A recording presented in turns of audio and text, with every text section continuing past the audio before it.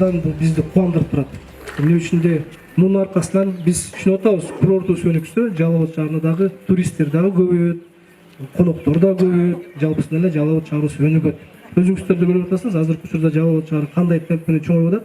Ошондон бирок калбай Жалал Абад шаарынын курорту дагы түздөн түз өзүнүн бюджети менен ушундай өнүгүп атканына бизди абдан кубандырып турат, чын айтканда. Эки кабаттуу имарат аз аралыкта эле курулуп бүткөрүлгөн. Эске салсак, санатория буга чейин да ушул сыяктуу жаңы корпусту эс алуучулардын пайдалануусуна берген болчу.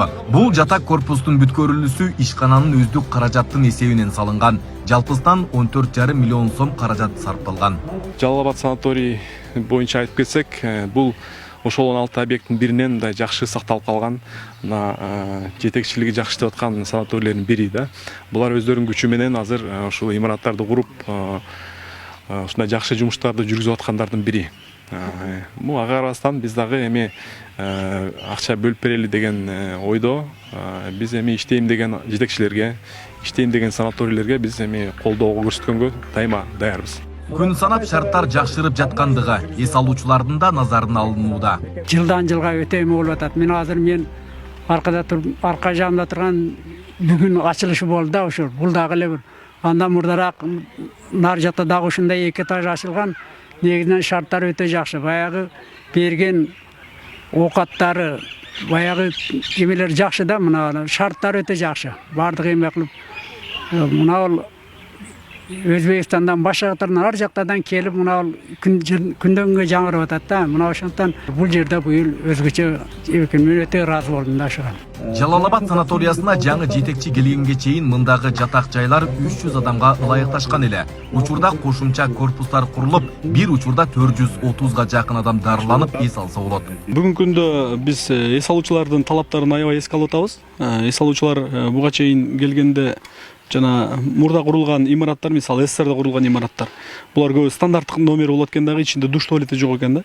Алардын көбү биздин эс алуучуларга жакпай атат, ыңгайсыздыкты жаратып атат да. Ошонун негизинде эс алуучулардын талаптарын эске алып, бир жакшыртылган номерлерде, заман талабына жооп берүүчү номерлерде салуу муктаждыгы пайда болду эле. Мына жаңы жылда жаңы бир корпусту берсек 40 орунду. Бүгүн болсо мына экинчи корпусту дагы бир 40 орунду экинчи имаратты бердик да. Бул менен биз санаторияга мындан дагы адамды көбүрөөк батырганга, адамдарга көбүрөөк жакшы шарттар менен тейлегенге аракет кылып атабыз. Биз жаңы жетекчи болуп бул жерге дайындалганда 83 миллион сомдун айланасы болчу. Өткөн жыл болсо биз аны 141 миллион сомго жаптык. Анын көпчүлүк бөлүгү айлык маянalарды көтөрүүгө кеткен болсо, андан аккан бөлүгүнө ушундай капиталдык курулуштарды жана оңдоп түзөө иштерди жүргүзүп атабыз да.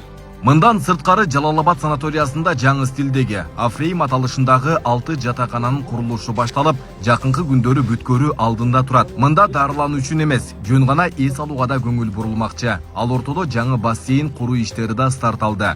Президенттин иш башкармалыгынын тапшырмасы менен жакынкы күндөрдө жаңы мейманканада курулуп калуу планында турат. Азыр президенттин иш башкармалыгында атайын дирекция түзүлүп, ошого карап калганбыз. Ал жактан да бир аз каражат бөлүп берүү жагынан макулдашып атабыз. Ал бөлүнүп калчу болсо, анда биз жаңы гостиницаларды курууга бел байлап атабыз. Айбек Исабеков, Замирбек Тойчубаев, Регион.